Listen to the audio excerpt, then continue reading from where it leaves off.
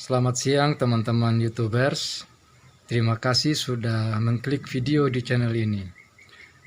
Dan untuk teman-teman ketahui bahwa channel ini akan menampilkan video-video yang bersifat informasi, hiburan, dan inspirasi. Semoga bermanfaat ya.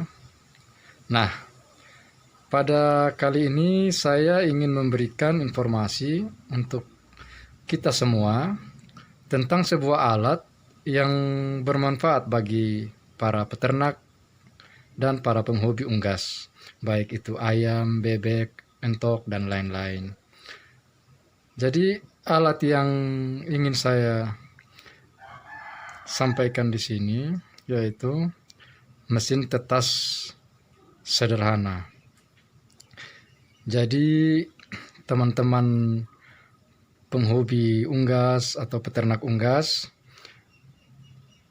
untuk memiliki sebuah mesin tetas sederhana, kita tidak harus mengeluarkan uang yang banyak, karena mesin tetas yang saya tampilkan ini harganya sangat murah meriah. Nanti saya akan kasih tahu harganya ya.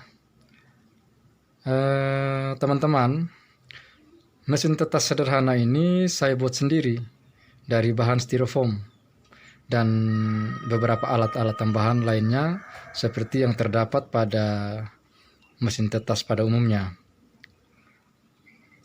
Mesin tetas ini bukan mesin tetas otomatis, tetapi tingkat keberhasilannya sudah teruji. Nanti saya akan tampilkan video-video telur-telur yang menetas dalam mesin tetas ini.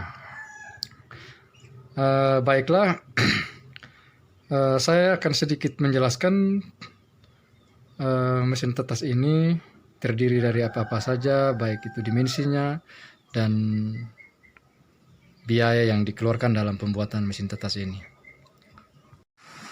Jadi teman-teman, saya minta maaf ya kalau suara saya tidak terlalu begitu terdengar jelas karena di sini lagi hujan dan suara hujannya juga ini lumayan kencang ya. Baik, saya akan menjelaskan satu persatu mesin tetas ini terdiri dari apa saja. Yang pertama tentu yang namanya styrofoam ya. Ini yang namanya styrofoam. Terus ini namanya termostat. Jadi termostat ini berfungsi untuk mengatur atau menstabilkan suhu di dalam mesin tetas ini. Kalau ini alat ini namanya hygrometer atau pengatur kelembaban. Jadi alat ini yang bukan pengatur kelembaban, maaf, tapi pengukur kelembaban. Jadi dengan alat ini kita bisa tahu berapa kelembaban yang terdapat dalam mesin tetas sederhana ini. Berapa persen kelembabannya. Terus di dalam mesin tetas ini sendiri ada satu alat juga yang namanya termometer kayu.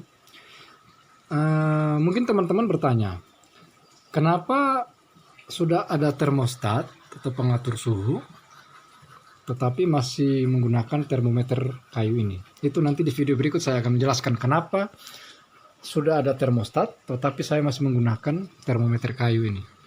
Terus ini ada dua buah sensor di dalam. Ini sensor daripada hygrometer ini, pengukur kelembaban. Jadi ini kabelnya nyambung. Kabelnya ini sebenarnya kalau mau dilihat nyambung pada hygrometer ini. Terus sensornya yang satu ini adalah sensor daripada termostat. Maaf ya, jatuh termometernya. Ini adalah sensor dari termostat. Jadi ini yang membaca suhu atau panas di dalam mesin ini sehingga mengirimkan sinyal ke termostat ini dan termostat ini akan menyala atau mati. Terus di dalam termostat ini juga ada ini nampan berongga ini. Biasanya kalau mesin tetas yang lain menggunakan kawat ram, tapi karena saya tidak memiliki kawat ram, saya memanfaatkan nampan bekas, nampan berongga ini. Ranjang alasnya itu saya pakai untuk alas telur, dan di dalam juga ada dulang. Dulang ini berisi air, fungsinya untuk pengatur kelembaban.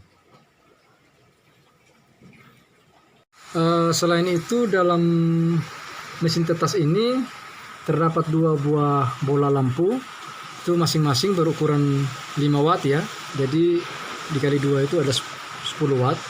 Kalau pengalaman saya menggunakan mesin tetas ini dengan ukuran lampu seperti ini, ukuran mesin tetas ini sudah sangat pas menggunakan 2 bola lampu berukuran ini.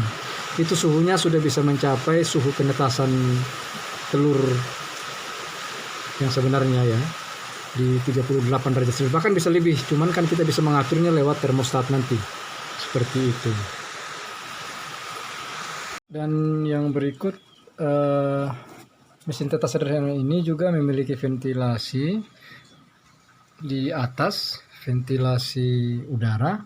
Ini ventilasi udaranya juga di samping kiri dan kanan seperti ini. Juga di belakang saya juga ada membuat ventilasi halus. Jadi fungsi dari ventilasi ini adalah untuk pertukaran udara, untuk keselamatan embrio itu sendiri. Selain itu juga fungsi ventilasi ini adalah untuk mengatur kelembaban, sebagai pengatur kelembaban. Jadi ketika kelembabannya terlalu tinggi, di atas 80% atau sampai 90%, ini kita bisa buka ventilasinya agar kelembaban itu keluar lewat ventilasi tersebut. Dan ini rangkaian listriknya. Saya taruh di luar. Nanti pada video-video berikut mungkin saya akan menjelaskan bagaimana cara merangkainya, bagaimana mengatur termostatnya ini menyesuaikan dengan termometer kayu yang ada di dalam, juga mengatur kelembabannya agar di sini bisa mencapai kelembaban yang menjadi persyarat untuk penetasan telur. Ini kalau teman-teman melihat 43%, ini karena saya membuka pintu mesin tetas tadi, makanya kelembabannya menurun drastis ya. Nanti kalau ditutup kembali dan lama-kelamaan akan stabil kembali. Baiklah, dan ini juga yang terdapat kaca. Ini jendela pemantau. Jadi kita bisa memantau posisi atau kondisi telur yang ada di dalam, juga kita bisa memantau suhu yang terdapat pada termometer kayu tersebut di dalam. Jadi saya kira itu beberapa hal yang bisa saya sampaikan untuk mesin tetas ini. Dan pasti teman-teman bertanya, berapa sih biaya yang dikeluarkan untuk membuat mesin tetas sederhana seperti ini? Baiklah, saya akan menjelaskannya satu persatu. Saya akan mulai dari kotak styrofoam ya.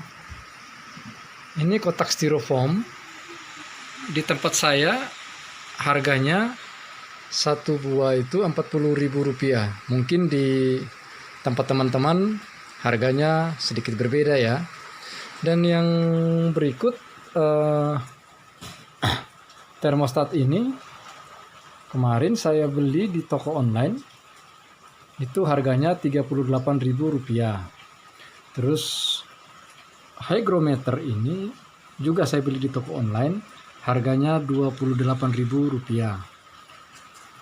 Nah, termometer kayu yang ada di dalam mesin tetas ini saya beli dengan harga Rp12.000 satu buah. Terus ini 2 buah bola lampu, masing-masing 1 buah harganya Rp5.000. Jadi dikali 2 harganya Rp10.000. Fitting lampu itu harganya juga Rp5.000, dikali 2 berarti Rp10.000. Untuk steker yang untuk sambung ke listrik itu saya beli dengan harga Rp3.000. Sedangkan kabel ini saya menggunakan kabel sisa itu kurang lebih semeter lah yang saya pakai untuk menyambungkan ke listrik sini, seperti itu. Jadi kembali kepada mesin tetas. Untuk ini saya menggunakan, untuk pintunya ini saya menggunakan selotip ya, isolasi yang lebar untuk bisa menutup dan membuka. Terus kaca ini saya mengambilnya menggunakan dari bingkai foto yang udah pecah bingkainya. Saya menggunakan kacanya untuk menjadi jendela. Terus yang lain ini saya tidak mengeluarkan biaya lagi, hanya biaya listrik mungkin yang saya akan bayar. Dan total secara keseluruhan dalam membuat mesin tetas ini adalah kurang lebih Rp138.000. Jadi teman-teman bisa membandingkan sendiri ya, harga mesin tetas di toko-toko, mesin tetas jadi di toko-toko peternakan, atau mungkin yang teman-teman pernah lihat di internet, iklan-iklan di internet, dibandingkan dengan biaya pembuatan mesin tetas sederhana berbahan styrofoam ini. Silakan saudara membandingkan sendiri, itu selisih harganya lumayan jauh menurut saya. Yang berikut pengalaman saya, mesin tetas yang menggunakan styrofoam ini jika dibandingkan dengan mesin tetas yang berbahan triplek atau kayu, jadi mesin tetas berbahan styrofoam ini ketika listrik mati lebih mampu menahan panas di dalam dibandingkan dengan mesin tetas yang berbahan triplek atau kayu. Jadi kalau seandainya listrik mati, kecepatan suhu menurun itu lebih cepat, yang mesin tetas berbahan triplek atau kayu itu lebih cepat menurun dibandingkan dengan mesin tetas yang berbahan styrofoam ini. Jadi ini sangat baik sekali ya. Jadi sambil menunggu listrik nyala, itu suhu yang di dalam juga tidak begitu turun secara drastis. Dan ada yang saya lupa sampaikan pada teman-teman, bahwa untuk ukuran mesin tetas dengan dimensi seperti yang saya sampaikan tadi, itu untuk telur ayam bisa menampung sebanyak 40 butir telur. Sedangkan untuk telur bebek, untuk telur entok dan lain-lain, itu bisa menampung sebanyak kurang lebih 30 sampai 35 butir telur, karena ukurannya yang sedikit lebih besar daripada telur ayam. Dan baiklah teman-teman, saya akan menampilkan video-video yang lalu ketika telur-telur ini menetas dalam mesin tetas ini.